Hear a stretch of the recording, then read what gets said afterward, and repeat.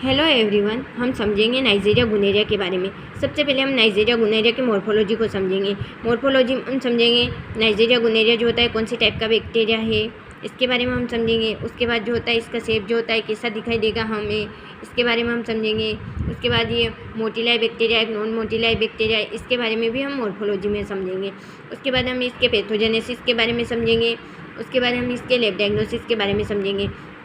Lab diagnosis में हम समझेंगे कि अगर किसी पेशेंट को नाइजीरिया गोनेरिया का इन्फेक्शन हो गया है तो हमें कौन कौन सी मेथड द्वारा इसे डायग्नोसिस करना है, इसके बारे में हम समझेंगे।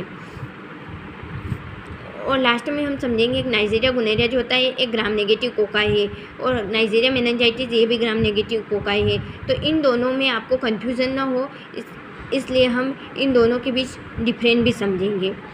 तो अब हम स्टार्ट करते हैं नाइजीरिया गोनेरिया की मॉर्फोलॉजी।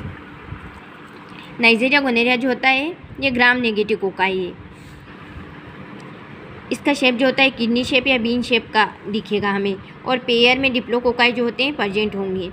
उसके बाद इंट्रासेल्यूलर बैक्टीरिया है, ये पॉलीमॉर्फोन्यूक्लियर ल्यूकोसाइट जो होता है इसमें प्रेजेंट होता है।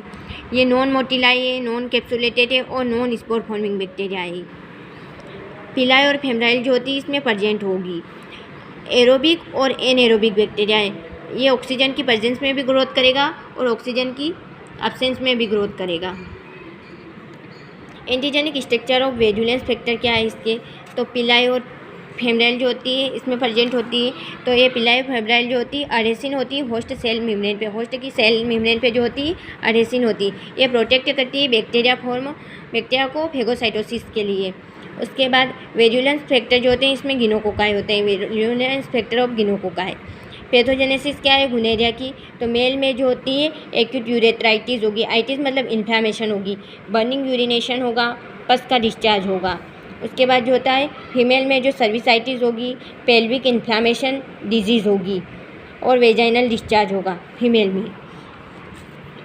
उसके बाद न्यू बर्न में क्या होगा, तो न्यू बर्न में जो होगा आई इन्फेक्शन होगा इन न्यू बर्न में ड्यूरिंग बर्थ के समय ही अगर गुनेरिया का इन्फेक्शन हो गया तो। लैब डायग्नोसिस करके हम इसे ऑब्जर्व करेंगे।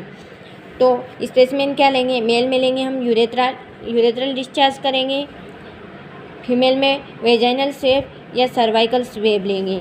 उसके बाद न्यू बर्न में कंजेनाइटल स्वेब लेंगे। उसके बाद डायरेक्ट माइक्रोस्कोपी करेंगे। तो डायरेक्ट माइक्रोस्कोपी हम कैसे करेंगे, सबसे पहले हम स्मीयर प्रिपेयर करेंगे। उसके बाद स्मीयर प्रिपेयर करने के बाद हम स्टेन करेंगे। कौन सी स्टेन करेंगे, हम ग्राम स्टेन करेंगे। उसके बाद जो होता है हम माइक्रोस्कोप में ऑब्जर्व करेंगे तो हमें शेप जो किडनी शेप या बीन शेप अपीयर होगा और रेड पिंक कलर का दिखेगा, तो ग्राम नेगेटिव कोकाई नाइजीरिया गुनेरिया जो होता है प्रेजेंट। उसके बाद हम कल्चर करेंगे फास्टिडिस बैक्टीरिया से। More difficult to grow, Neisseria meningitis जो होता है ये ग्रो करता है, इसके लिए हम यूज़ करते हैं सिलेक्टिव मीडिया का। थेयर मार्टिन मीडिया जो होता है इसमें हम यूज़ करते हैं चॉकलेट अगार का और 3 एंटीबायोटिक का। कौन कौन सी 3 एंटीबायोटिक, विनोमाइसिन, कोलिस्टिन और नेस्टेलिन जो होती है, इन 3 एंटीबायोटिक का यूज़ करते हैं। उसके बाद हम मॉडिफाई करेंगे थेयर मार्टिन मीडिया को, तो थेयर मार्टिन थर्मोक्रीम लेंगे। उसके बाद इसको इंक्यूबेट करेंगे तो 35 से 37 डिग्री सेल्सियस पे 18 आवर के लिए, 18 से 24 आवर के लिए। उसके बाद इसमें 5 से 10% जो होता है CO2 जो होता है प्रेजेंट होता है। इसमें ट्रांसपोर्ट मीडिया कौन कौन से है, तो सूचर्स ट्रांसपोर्ट मीडिया है, एमाइस ट्रांसपोर्ट मीडिया है। उसके बाद इसके बायोकेमिकल टेस्ट के बारे में समझते हैं। कैटालेज जो होता है पॉजिटिव रहेगा, ऑक्सीडेज जो होता है ये भी पॉजिटिव रहेगा, ग्लूकोज जो होता है फर्मेंटेशन करेगा, पर माल्टोज जो होता है नॉट फर्मेंटेशन करेगा।